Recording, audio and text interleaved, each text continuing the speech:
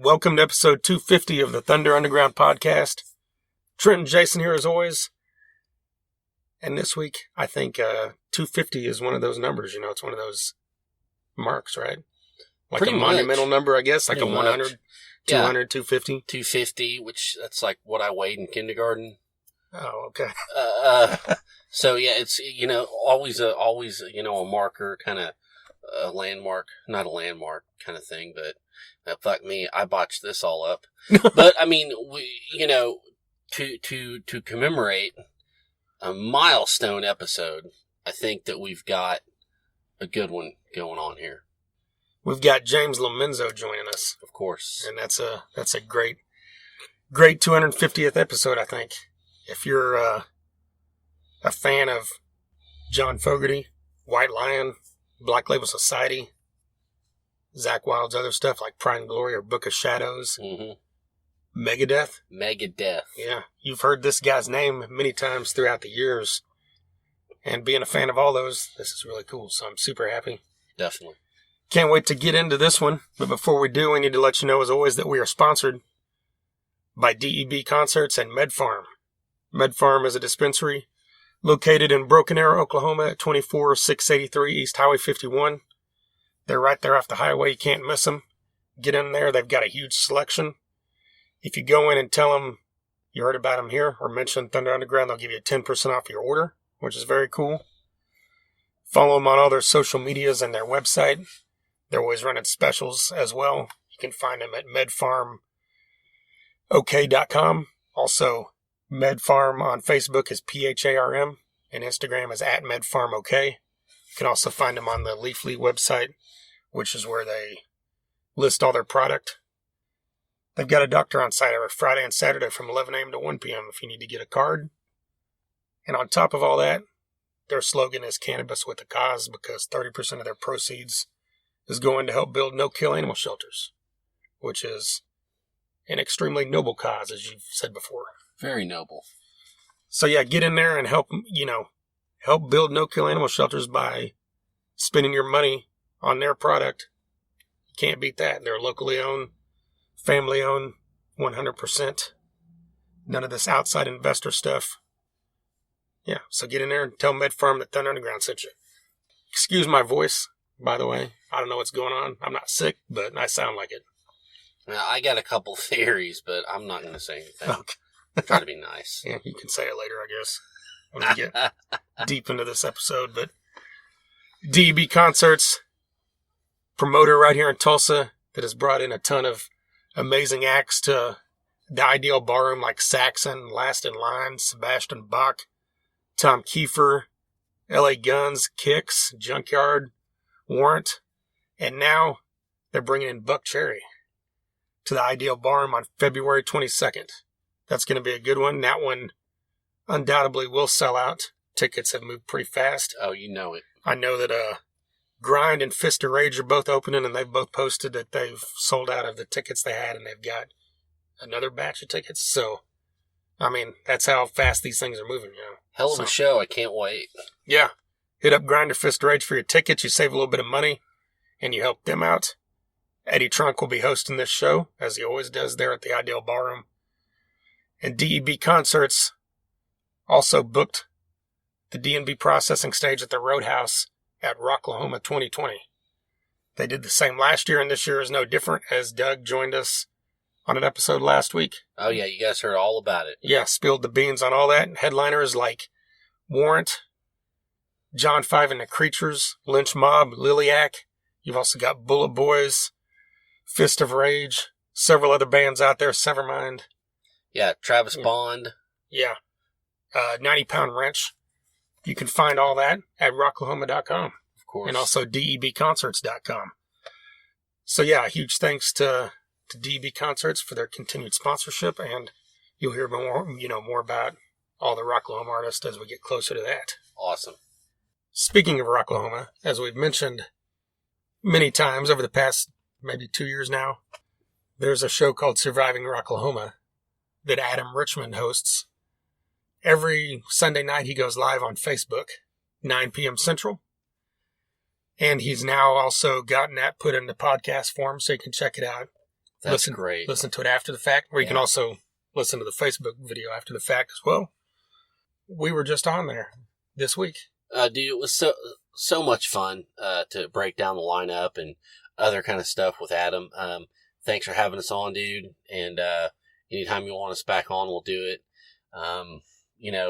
It's kind of fun getting interviewed for a change. Yeah. Right? Yeah. Like you said, it was a blast. It's always something we had talked about actually doing with him. Like, man, I think the year he started in 2018, but finally got to do it. So yeah, like you said, it was great fun, and hope to be back on there soon. So get on Facebook and follow Surviving Rocklahoma and check him out every Sunday night. It's fun. He always plays music as well and talks about everything involving Rocklahoma and all the bands playing. Of course. All right, before we get into the James Lomenzo stuff and some other stuff, we've got to talk about Reed Mullen. Oh, man. Yeah. Reed Mullen, drummer for Corrosion Conformity, passed away, 53 years old. He was on this show. He was quite the personality, one of the nicest guys, and it's a sad loss. It really is. Yeah, huge fan of this band since we were kids. So it's very cool to see. I mean, anytime someone from the metal world, passes, you see a lot of musicians paying their respects, but I was, and I know a lot of people love COC and Reed Mullen, but I was just kind of surprised at the level of the amount of different artists across the board that were posting stuff, just personal stories or about him as a friend and how many people revered him as such a great drummer. And of course, I mean, he was so unique and unorthodox, and just made those records stand out. Yeah. I mean, I'm not even a drummer, and I can hear that the guy's unorthodox. I mean, you listen to, if someone wrote the riff to Albatross and came up to you or anybody else and said, here, lay drum tracks on this, it wouldn't be what he laid on that. Exactly. It doesn't sound normal at all. And then even a song like Long Wick, Big America, it's just the things that are going on just aren't your typical, rock or hardcore or metal drumming. Exactly. And I mean, the guy was the founding member. He, if you're a fan of COC and you're not familiar with the stuff before Pepper Keenan, Reed Mullen was the voice, up until Blind. Yeah. When they got, drawing a blank on that dude's name. Carl Agell. Yeah, Carl. Mm-hmm. So yeah, and then whenever they went back to that, when Pepper was gone with the 3-piece, Reed was on vocals. Mike Dean, actually, the day he passed, posted a cool video, like from the stage of like a show in 2010, from one of those tours.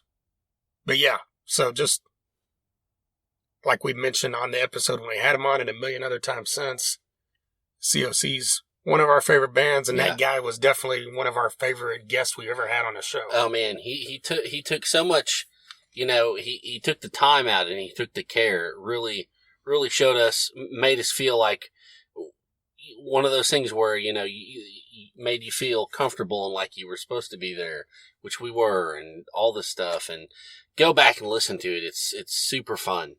Yeah, it was cool because it took place, like their sound check went long or something, and he wasn't able to do the interview before the show, and it ended up having to do it after the show, which kind of made me think it was going to get cut down on time a little bit because it's after show.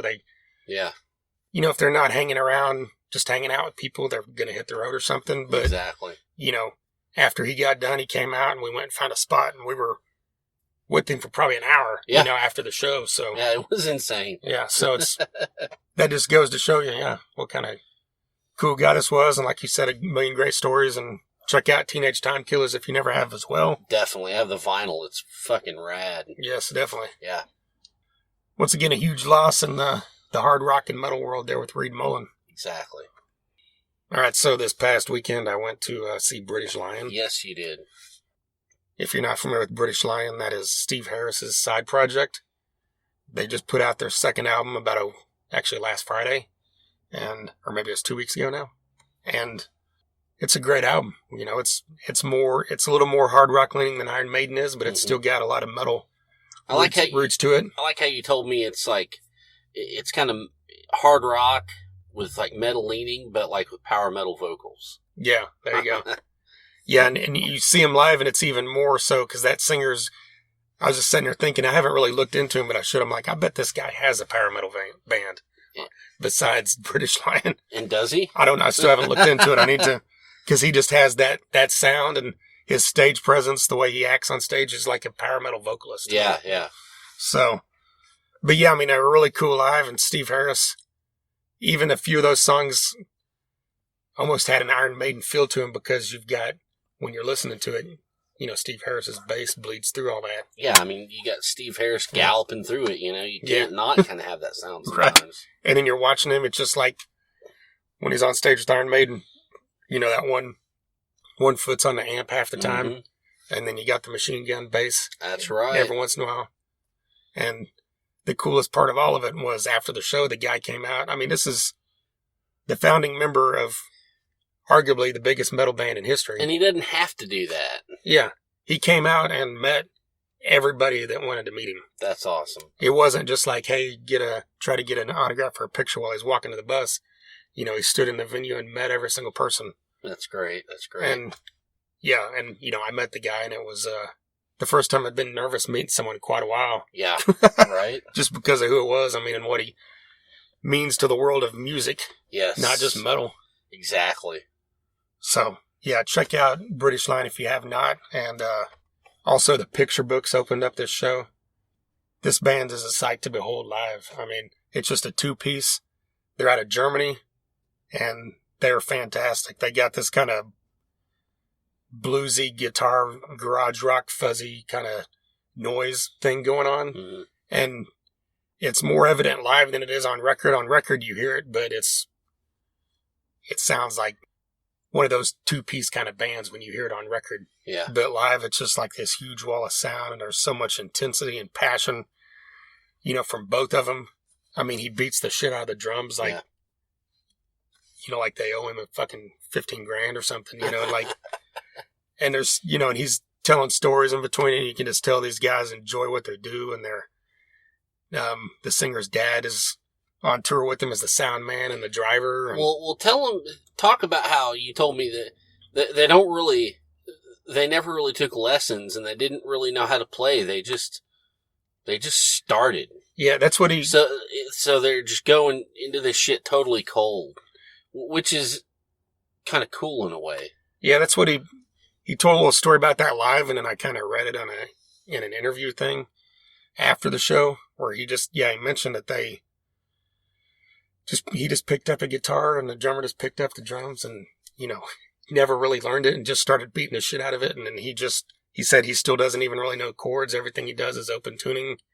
And in that interview I read, he said there's sometimes they've had professional musicians watching him and saying what you're playing doesn't make any sense, but it sounds cool. So whatever. Yeah, exactly. I mean, you know, I would rather hear this than anything on the fucking radio. Yeah. So yeah, fucking do it.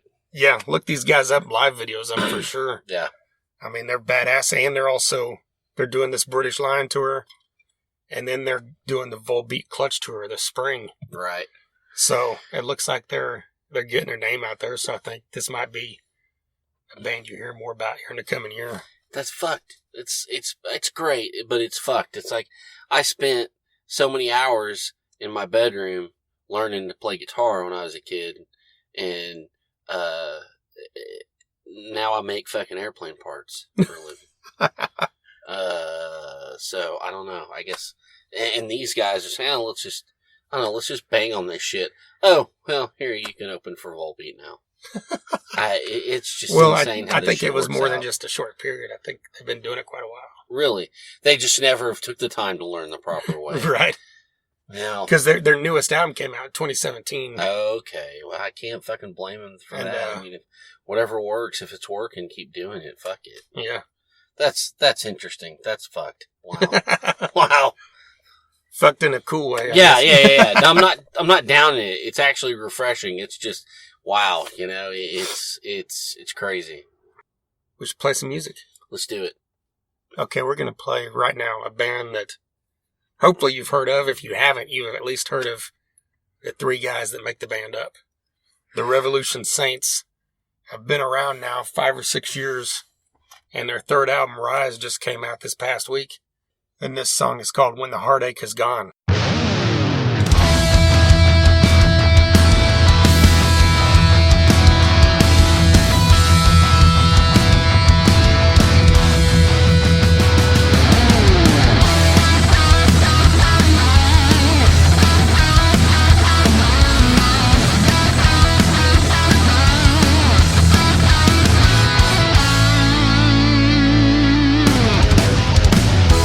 Broken dreams within our hearts. Where did our love go wrong? Trying to make it right, and I still believe. Yeah, true love on fire with magic. Some things just never last, but I won't give up on love. No, I won't give up. Where did our love go? I won't surrender when the heartache has gone. You know that you'll be stronger. You'll find all the answers when the heartache has gone. You know that you'll go farther, and the flames turn to embers. We went through it all together. Yeah, we faced the test of love. It's so hard to see you cry, and I can't give up on you. Say time can make things better, and I waited for so long. I changed my ways, my lonely days are gone. Where did our love go? I won't surrender when the heartache has gone. You know that you'll be stronger. You'll find all the answers when the heartache has gone. You know that you'll go farther, and the flames turn to embers. You know you'll be stronger when the heartache has gone. You know you'll be stronger when the heartache has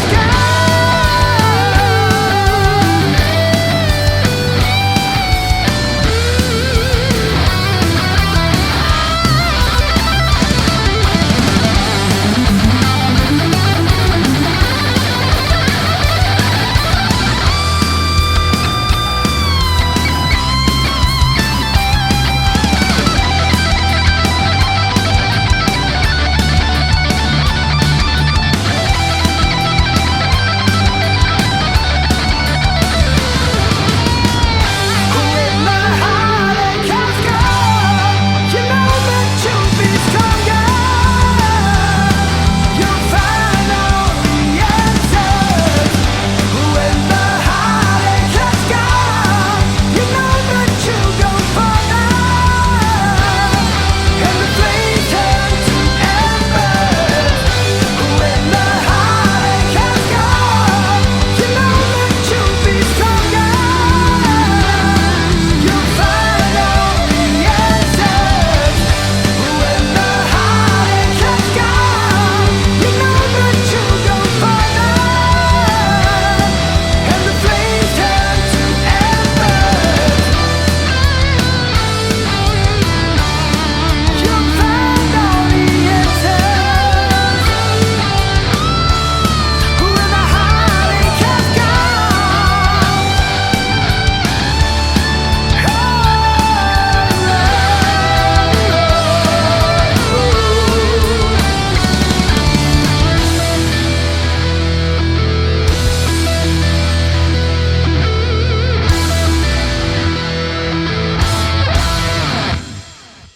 When the Heartache Is Gone. Brand new single from the brand new album Rise from Revolution Saints. And if you're not familiar with Revolution Saints, that is Jack Blades on bass, Doug Aldrich on guitar, and Dean Castronovo on drums and vocals. So that's the first thing to point out, that like when that first album came out, I don't know, unless I just forgot that I didn't know that Dean Castronovo was a vocalist, especially at this caliber. Yeah. Where, I mean, the guy can sing like a motherfucker. It's very reminiscent of, obviously, someone else who used to be in Journey was Steve Perry. So the fact that this guy's been playing drums at a high level for all these years, and then now we find out, you know, all this time later that this guy's just freaking amazing when it comes to vocals. Yeah. Yeah, I mean, it's the three of them, you know, they really came together, and it's a Frontiers thing, Frontiers Records. It's a label out of Italy, and they do a lot of AOR, album rock, 80s oriented stuff, you know, whatever, you get the idea. And this is what they wanted them to do, and they came together and did it. And I mean, it's just the most, for people our age, you know, and I don't think I heard Doug Aldrich in an interview the other day, and he said the same thing. You know, this is an 80s inspired thing, and if that's where your tastes lie, you're going to love it. And so I don't think there's anything wrong with me saying, you know, if you like that kind of 80s uplifting, you know, sports movie kind of soundtrack, Yeah. I mean, this is up your alley. And it's really, to me, it's kind of more akin to the early 80s or mid 80s. Right. You know, you know, really, like, if you love Journey and Foreigner and Night Ranger, I mean, you're going to go fucking gaga over this shit. Yeah. This song that we just played, I want to put on my leotard, my leg warmers, and do some aerobics, like some real bouncy aerobics Right. that was on TV back then. I mean, that would not be a sight for anyone to see, but fuck it, I would want to do it. Right. And there's nothing wrong with that, and I mean that with love and the best way.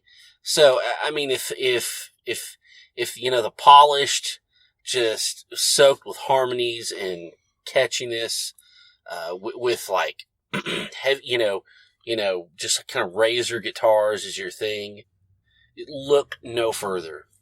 Yeah, absolutely. 3 phenomenal musicians. And the guitar solos are fucking wicked because it's Doug Aldrich. Yeah. If like Dirk Diggler and Chester Rockwell would have like made it with their band and been good, it would have been this band. It That's really right. fucking would have. That's right. But yeah, check out Rise. It's the new album. They've got 2 other albums. And that's another thing. I mean, a lot of these supergroups like this, you only get 1 album from. We've got 3 now from Revolution Saints, which is pretty cool. So, and if this is your first time hearing them, like Jason said, if you like that song, I guarantee you're going to love all 3 of these albums. Yeah, so, I mean, eat it up. Yeah, absolutely. All right, shall we get into some James Lomenzo stuff? Let's do it. All right, like we said up front, James Lomenzo has been a part of a lot of great stuff.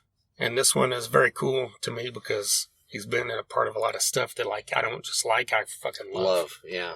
And I mean, it's kind of, when you look at his trajectory, it's like the same trajectory path I went on as far as loving music. Like, he started with White Lion. Yeah. And I was into White Lion and all the glam stuff. And then into the 90s, he did all the Zakk Wylde stuff, which I got heavy into. And then Slash, Snake Pit. Yeah. Which, of course, is one of my favorite guitarists, like Zakk Wylde. And then moved into Black Label Society and Megadeth. And all that stuff is just kind of the same progression I took, I think. Yeah, and then went into Fogerty, which you're fucking baddie over CCR. Yeah. So, I mean, it went full circle. Yeah, full circle. And, you know, we got the opportunity to talk to him, and it was a great conversation.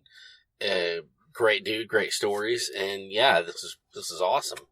He played bass on my second favorite album of all time, Book of Shadows. Well, and then I'd say his work second on and third. Pride and Glory is Yeah. insane. Oh, absolutely. You know? Both those albums, if for some reason you're out of the loop on Zakk Wylde's pre-Black Label Society stuff, Pride and Glory and Book of Shadows are both fucking phenomenal. Change your life. That's right. And it's really cool in this interview, like, especially with guys like this that have been around a long time, we've usually shied away from asking them, like, stuff like, how'd they get started with this and that, other than just, like, maybe influence stuff as a kid. But he goes into this great story about how he got it started with White Lion, as well as how he met Zach and the progression of all the stuff he did with him. Yeah. Just based off of us asking him about Pride and Glory. So I was really glad he went into all that stuff. So if you're a fan of White Lion or Zach Wild, you're going to love this interview, I think. Oh, definitely. So let's get into it. Here's James Lomenzo.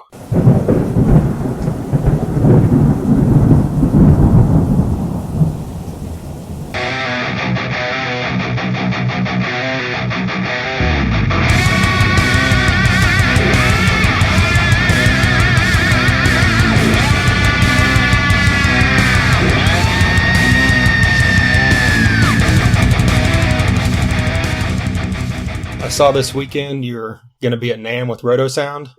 Like, is that something you've done with them before? Or have you done NAMM with other companies as well? Well, I've been with Roto Sound since the early days of White Lion. Wow. I signed up with their company. We were in an enviable position at that point to kind of pick sponsors, and they were nice enough to offer me a string deal back then, which basically means they give me a certain number of strings per year for my likeness. And fortunately, my likeness became somewhat valuable to them. So it kind of worked out great for all of us. But before that, I had bought their strings, fell in love with them whilst visiting my cousin in California when I was just a young bass player, like 13 years old. And, his friend was a bass player in this band. He said, "You got to try these things out, man. This is that sound you're looking for." And they were different than all the other strings at the time. They had these crazy round wounds that sound like piano strings. And so as soon as I got back to Brooklyn, that's the first thing I did was go and purchase at $30, which back in 72 was a fortune in Fool's Gold, probably about twice as much as it costs now to buy them. But anyway, it changed my life as far as just having a really great sound out of my bass that I was looking for. And so I was very fortunate to become liaison with those guys. And I've done a few of these signings before. This time I'll be appearing with Billy Sheehan, who's one of my personal heroes and an awful great guy and a good friend. So we'll both be signing at that booth on Saturday.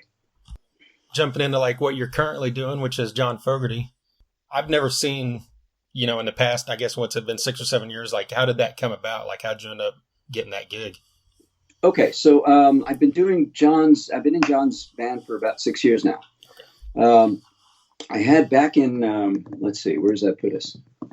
I guess back about 6 or 7 years ago, 8 years ago, I started this little jam night out in Burbank, California, where I used to live. Now I'm a little further up north. But it's a friend of mine's restaurant called Lucy's Restaurant. I started this jam night because he was having trouble getting people in on Thursday nights because he had a blues night. It just wasn't doing well in that neighborhood. So he was like, well, could you get some of your famous friends to drop by and jam? And I said, I'd love to do that because actually I'm kind of looking for some kind of way to make some music locally without, too much wear and tear and just have fun. So that's what I did. Anyway, I met Kenny Aronoff at a session up at Frank Zappa's place that we were doing for, I think it was DMC, known famously from Run DMC. And first time I had met Kenny, although I was quite aware of him, he used to play in John Mellencamp's band back in the 80s and all that. He's a famous drummer. He's played on practically everything that you've ever heard throughout the 80s. Right. He was like the first call session guy, and he had a really great style. So anyway, after my friend had offered me this night at his club, I'd first asked Brian Tichy, and Brian Tichy was the drummer in Pride and Glory with me and Zach Wild, if he would do it. And he was going on tour with Whitesnake, I think. I might have that wrong, but I think that's what he was saying at the time. So, or Foreigner. So he wasn't freed up. And so I sheepishly called up Kenny, and Kenny agreed to do it. And I said, Kenny, you realize there's not going to be a fortune in Fool's Gold in this. It's really just for fun because it's exactly what I'm looking for. Kenny had been playing with John Fogerty for about 20 years. And so so we started this jam night, and all of a sudden, like, if you build it, they come. Like, all my friends from the 80s and 90s and all these people started showing up, and the place became a little bit of a happening hotspot. We got a lot of people there every night. We used to jam with the local people who'd come down. It was a great night. Anyway, I digress. I'd seen John Fogerty on TV one night on the Tonight Show when Jay Leno was still there. And Kenny was playing, and he showed up the next week. And I said, man, I saw you on TV. What a hoot, man. That was great. I said, your bass player is amazing. A guy named Dave Santos, wonderful bass player. He was playing with John. And so he goes, yeah, well, this is really strange. He's not in the band anymore. I said, well, what happened? He's like, well, he's just not with the band anymore. So I said, well, I'd sure love an opportunity to play with John Fogerty. And he goes, I know, I told them about you, but they've already looked at a bunch of other people. So they're still auditioning people. But, they kind of said, all right, well, we've got an idea of who we want. So about a week later, Kenny told them, this is what Kenny tells me later on, that he said they settled on this one dude, but he played kind of like my style, which is kind of really aggressive and, a little heavier than you should play the old Creedence stuff. And John liked that a lot. And so Kenny stepped up and said, you should really listen to my friend James because, I think he's probably more what you're looking for. He's like what that guy has, but a little more. So anyway, I got thrown in with another 6 guys. 2 of them used to come to the jams all the time and just did a cold call audition. And I guess the short version of that story is John just liked what he heard, and I got a call a day or 2 later and offered me a gig. Generally, everything you'd done had been rock or metal hard rock or metal up to that point. I know you'd done session stuff and everything, but was that live transition either easy? When you had to like kind of hold back a little bit? No, it was insanely easy. I have to tell you that when I started, when I was buying those Roto Sound strings at 13, I was actually just finished playing acoustic guitar and singing. I was just an acoustic guitar singer guy because I just figured out some chords and I played whatever was on the radio. And guess what was on the radio at around 1970? It was all the Creedence music. Yeah. And so, it's before my voice had like gone from there to there. So I could sing anything that he could sing. John's got a really high voice, by the way. And so that was part of my repertoire. I used to play 2 or 3 Creedence Clearwater Revival songs. So my whole trajectory musically has always been everything and anything. And it wasn't necessarily metal. I got into metal because it was really exciting and some opportunities came up. And so what happened was I had to kind of get a pedigree to be able to play it well and understand what that was. But it was just, I also played in dance bands and, disco bands and rock bands and, rock being the thing I loved. When I went to high school and college early on, I was playing French horn. So I was also into orchestral music. And so the thing that really brought it all together for me was probably John Entwistle at a very formative age, because he was playing the French horns and he had all those horn parts and he was playing bass, and those Who songs, when you hear like Quadrophenia, the way it's orchestrated and all that, that had a lot to do with John's influence as being a horn player. And so that was really exciting to me. And so, this transition to be a metal guy, to be a rock guy, to be this and that, I've always played all kinds of music no matter what. And so I was kind of fortunate to have a really kind of a cool career along the way and get into a lot of these heavier bands, which I love the power of hard rock and metal. John Fogerty a few times now since you've been in the band, and I know everybody, there's that section of the show where everybody does a solo. And is that a rehearsed thing with Kenny and the other guys, or do you guys is it a jam thing? Is it change every night? We could keep it pretty well open, but what keeps happening, especially when we play in Vegas, because we do these runs in Vegas now, there's a limited time, So what happened is we kind of, after all these years of doing it, kind of formulated into certain parts of the song, like we can kind of stretch out just a little, but there's really no point to it. We just take the choicest bits that tend to get the audience interested and consolidate it to that. You've got a keyboard solo we're talking about the song Grapevine. Heard it through the grapevine. Heard it through the grapevine. There's and first of all, I have to say that one of the funniest things, okay, so I've been in Megadeth and I've been in Black Label Society and I can go on and on, right? It's the first time anybody's ever asked me at a rehearsal, anybody's ever said this to me.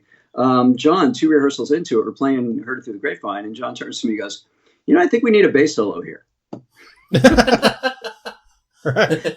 I was dumbfounded and frankly a little terrified because I really didn't know, my acumen of bass solo would be like an over the top sort of thing. And I think I found a sweet spot where it kind of works with the music without being ridiculous. But anyway, I don't really go for bass solos in rock music for the most part, because if if you're really into bass like I am, and I think a lot of bass players, if there's any of you out there listening, I think they might agree that bass in itself is so active if you do it a certain way. You know, you're playing rhythm, you're playing a melodic counterpoint, you're doing all these things. It's almost like you're constantly soloing anyway, in a strange way. You're still breaking arpeggios into the chords and all those things. So it seems superfluous to have to put an audience through that. You know, just take all the other instruments away and go, see how terrible it really sounds? You know,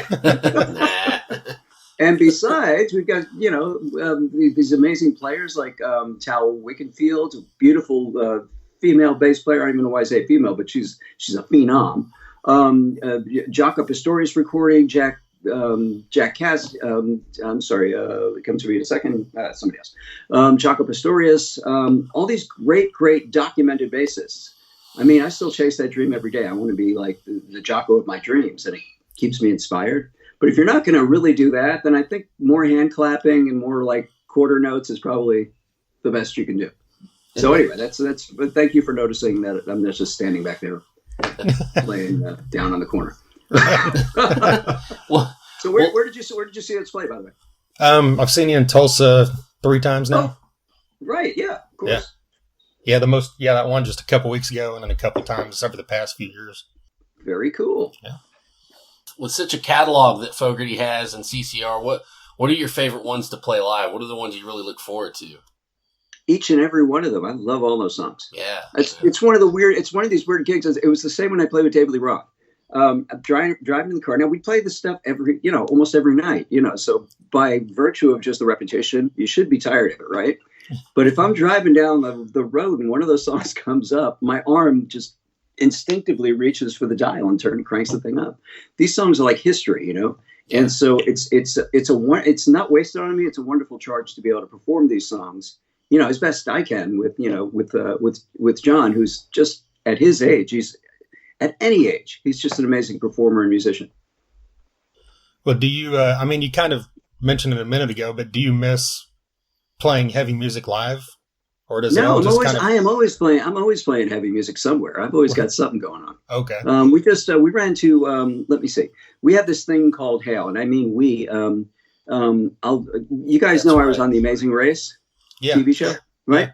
So my partner, Mark Abatista, after I had left Megadeth, the first call I got was from my friend Mark, who became my friend at that point. I really hadn't met him before then. And he basically said, okay, so I've got this thing called Hail. It was with Dave Ellefson. Dave Ellison's back in Megadeth. You're free. Do you want to take Dave's place and we'll go across the world? And the whole deal with this band Hail is it's like a little roving all-star amalgam. He puts so Mark Abatista puts together these musicians, calls the furthest part of the planet. Hello, furthest part of the planet. I think the first time it was the outskirts of Russia and Ukraine. Wow. And and he'll get so the first one was with trying to think. I don't know. You know what? I was out partying all last night, so I'm a little tired, but stay with me. The first one was with the lead guitar player from Sepultura. You fill in the blank there. And Paul, thank you. Andreas Kisser. Yes. Wonderful, amazing guitar player. Let's see. Paul Bostaff, back in Slayer, but now no more Slayer, so maybe we'll get him back. But, and Ripper Owens. And so that was kind of the first thing I did. Now I digress. Oh, so my point was, I'll just jump to the future because I know you only have so much time. But I ended up, we did one of these last summer. And we went to Bahrain and we went to Dubai. And this was with Chris Adler. Yes, yeah. From Lamb of God, and Phil Demmel from Machine Head, and Zetro Steven Sosa from Exodus. And we just had a blast again. So, I'm always doing something metallic somewhere. Yeah. Go ahead. I totally forgot you did that. God, where do you start picking songs for all that? There's such a list to pick from. Well, that's the whole thing. It's a cover, it's like this overqualified cover man, right? And so we just pick whatever, what we do is literally, because we don't live in the same city, so we start making phone calls and sending out emails, and everybody makes a list on a piece of paper and say, I love these songs. How do you feel about this? And so the singer might go, well, I don't sing that as good as this one. Let's do more of these type of songs. The drummer might go, I've always wanted to play this. And that's really where it comes out of total enthusiasm. I think Chris wanted to play Billie Jean, but then we realized he was actually pulling our leg. I would have done it. Well, you mentioned Jaco Pastorius earlier. Did you see that documentary, I assume? Absolutely. The one that Robert Trujillo produced. Right. Yeah, that was fantastic. Fantastic. You can't get enough. I wish everybody in the world were forced to sit and see that documentary, at least a part of it, just to see that musicians, it doesn't always have to be a guitar player or this or that. Music comes out of where it comes out of. And to take the bass where Jaco Pastorius took it and influence so many of the bass players to take it to other places that, perhaps he didn't even think existed. That's an amazing legacy. And, he's always put in the jazz category. Well, that's because he did a lot of homework on the bass. He learned everything you can possibly squeeze out of it. But he wasn't just a bass player. You see in the documentary, he's a pianist. He was a gifted composer. 2 or 3 months ago, that Pride and Glory 25th anniversary reissue vinyl came out. How do you look back on that time? Are you really fond of that time? Was it a great experience making that album and touring and everything? That was actually one of my favorite things that I've ever done. Like if you said, well, pick your top, you have one hand to choose, and that's somewhere like between 1 and 2. And I'll tell you what.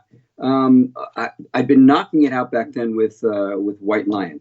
Okay, we'd had a ton of hits.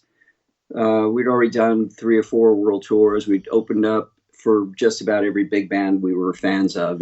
Kiss and Aerosmith and all that. AC/DC. I mean, those years were precious.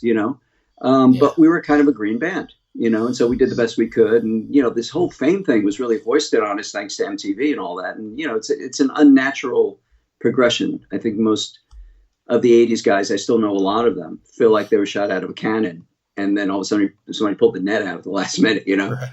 So back then, now, I had, it's a long story. I won't go into it here, but I joined White Lion under kind of a weird sort of thing because I had already seen the band before they were signed and all that in New York. And I was headed to LA. And I was just going to LA just to see which way the wind blew because I heard there was a scene out there. I just wanted to see what was going on. And so the guys at the rock club L'Amour, which used to be a strip club, but then it became this like place where all the bands would go through in Brooklyn. I lived right by there. The managers of that club had picked up White Lion and basically put the thing together. Got Vito Bratta and Mike Tramp together and put this band together. And I had seen them before I made a move to go to California because the guys had seen me play with Ray Gillen and Bobby Rondinelli and his brother in a band.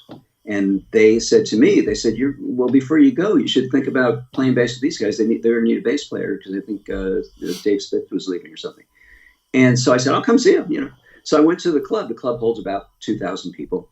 And I remember standing there and watching them on stage and thinking they were great. But I thought they were so much like Van Halen that, I said, well, what are they, how are they going to get in? We already have a Van Halen, And so with that, I told the guys, I said, they're a fantastic band, but I don't think it's for me because I don't really see what their journey is, And so I took off and then I guess I am in the story. Here we go. So I become a motorcycle messenger out in LA. I'm in a band, all this stuff. And I end up getting into a scrape with my motorcycle. The motorcycle's out of commission. My knee's a little banged up. And so I'm out of luck. I run into a friend of mine at the Rainbow Bar and Grill.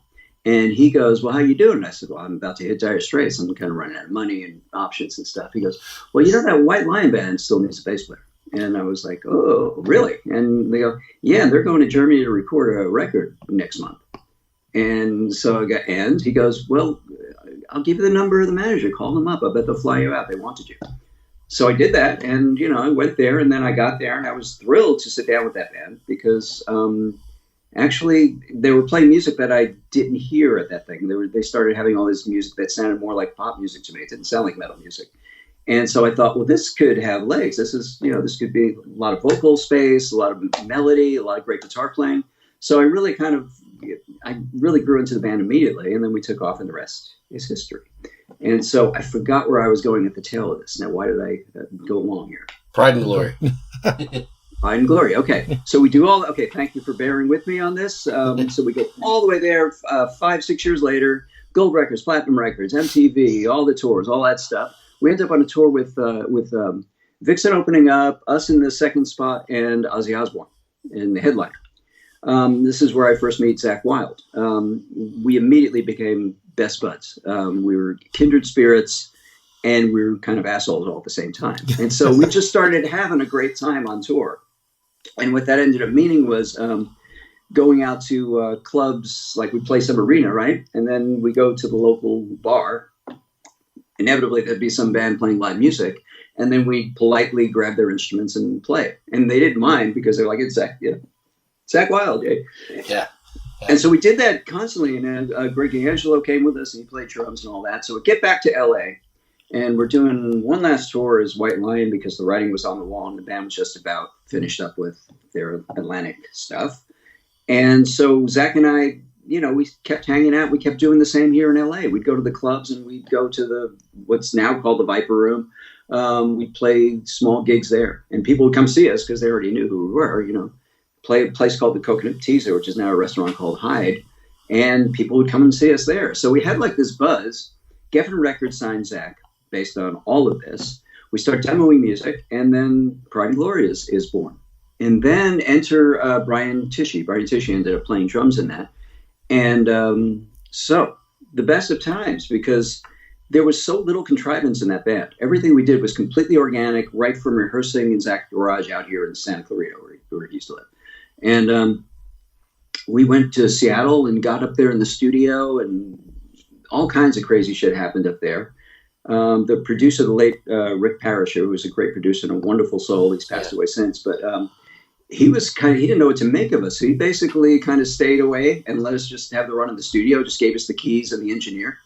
And so we just sat in the studio and basically recorded everything live. We did 3 takes of everything.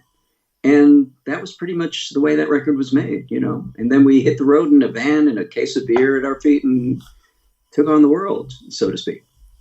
So, yeah, I'm thrilled that the record's out again. I wasn't aware that was going to happen. It's kind of a surprise to me, but okay. And it's nice that maybe some more people can get to hear it. And you ended up playing with Zakk again, and so that's just got to be a good working relationship, Yeah, Zakk and I, like I said, we go back. So when after I was finished with David Lee Roth's band after about 4 or 5 years, that's my thing. 4 or 5 years, I guess that is the lifespan. Anybody wants to do, anybody wants to be a sideman, it's 5 to 6 years. I should actually, I'm almost done with Fogerty, maybe. I don't know. But anyway.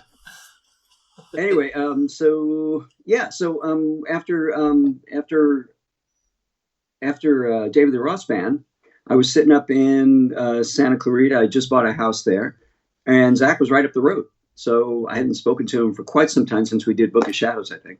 And so I gave him a call. Hey, dude, what you doing? And I started putting up a fence in the backyard to keep the Chihuahua from running down the hill. And Zakk shows up all of a sudden with a case of beer, and that fence never got finished for about 2 weeks, So, yeah, we started going. So one day he shows up at my door. I'm having breakfast, and he's got Craig Nunemacher in his truck, in his big pickup, and a bunch of amps in the bed. And he goes, come on, we're going to go make a record. And all of a sudden I was in Black Label. I didn't even know. And that's true. That's how that happened.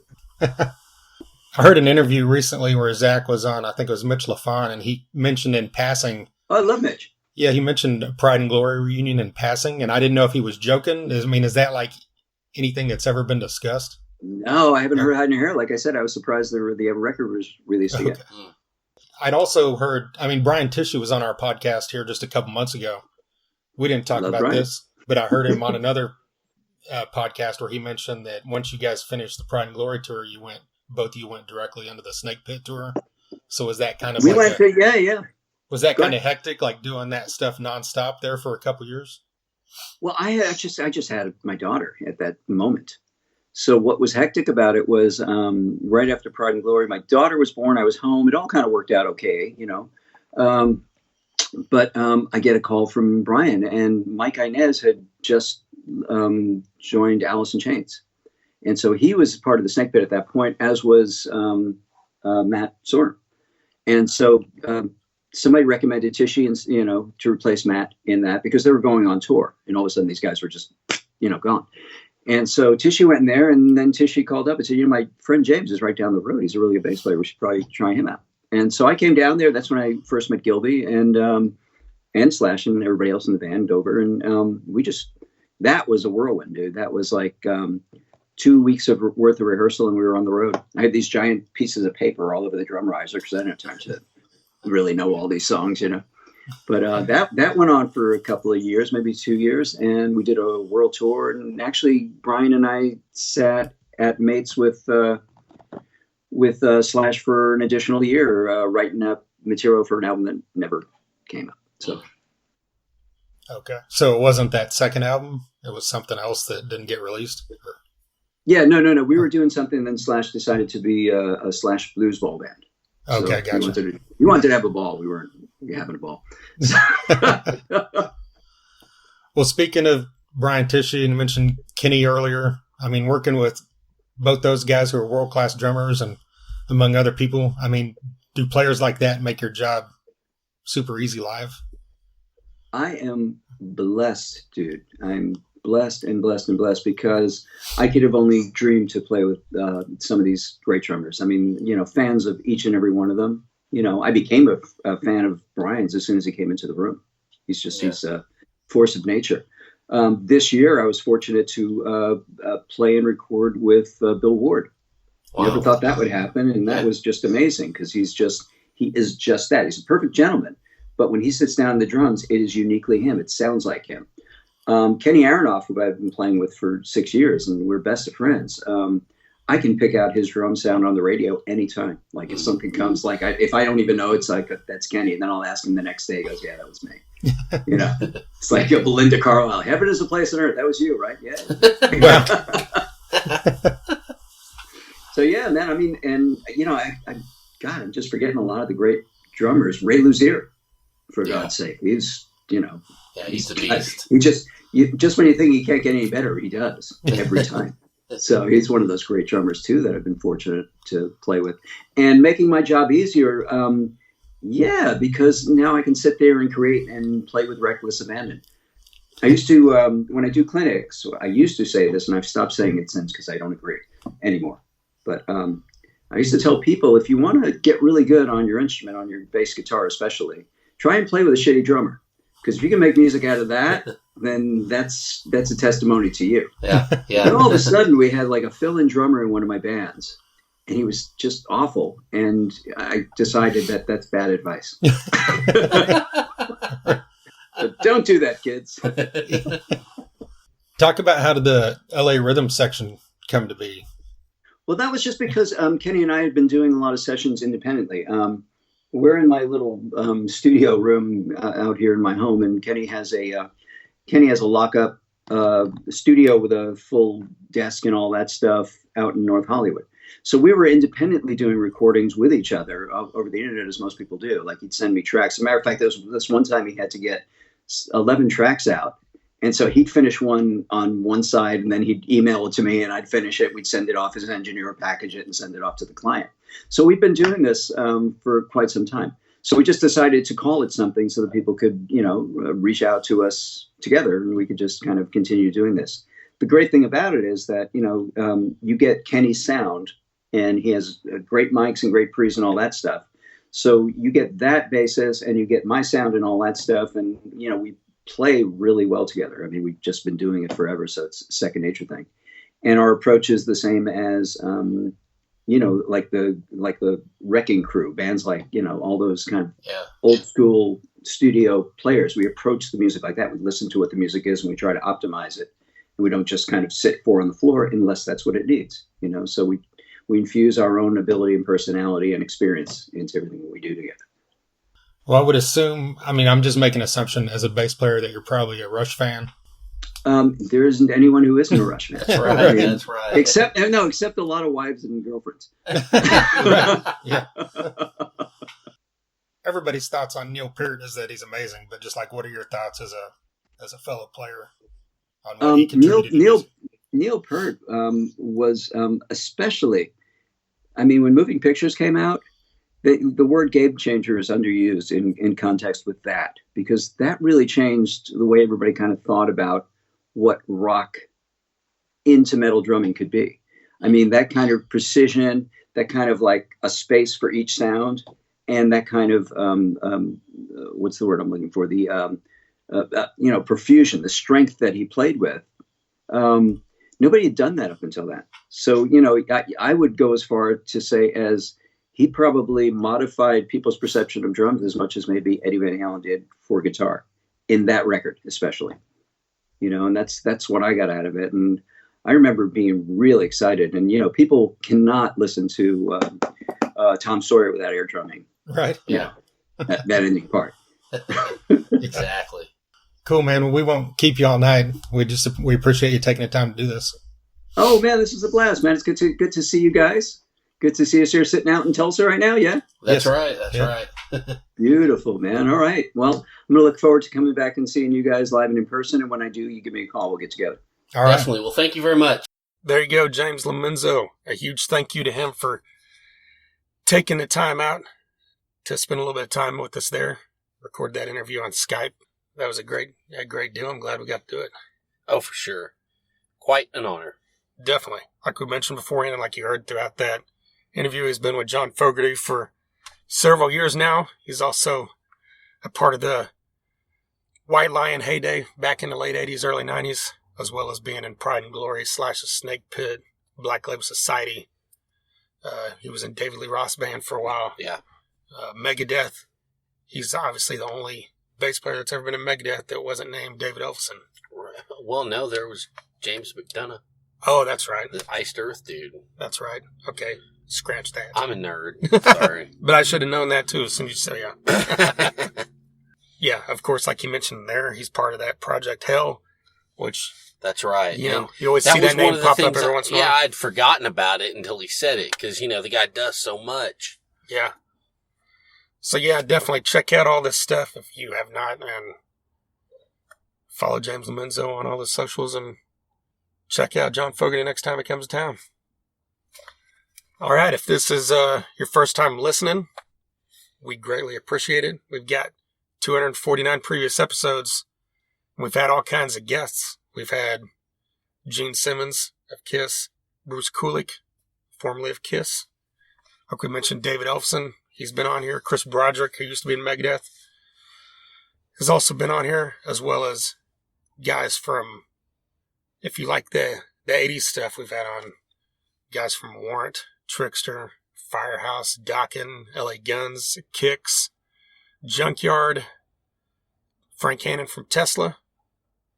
And hey, guess what? I should have mentioned this earlier. Nope. We can announce now that Frank Hannon is going to be on this podcast very soon. It happened again. Yeah, we just recorded a episode.